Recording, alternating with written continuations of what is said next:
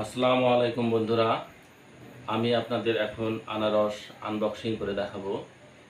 এখন প্রচণ্ড গরম, এই গরমে জ্বর সর্দি এই ধরনের অসুখ বেড়ে যায়। সেক্ষেত্রে আনারস খাইলে আপনার অনেক উপকারে আছে। বিশেষ করে আমার ক্ষেত্রে সে কাজটা হয়।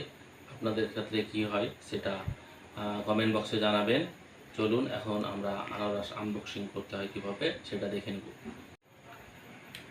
প্রথমে এইভাবে আমরা দুই ভাগ করে নেব, তারপর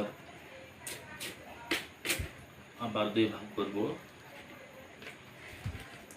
পারলে আবার আরেকটা ভাগ করে নেব। ছোট হয়ে গেল, এটা এখন এভাবে আমরা কেটে নেব। এভাবে পিছনের ছালটা ছাড়াই নেব।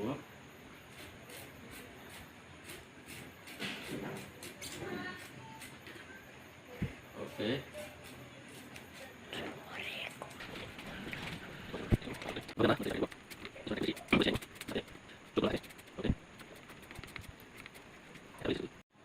ফাইনালি আনারস আনবক্সিং করা শেষ।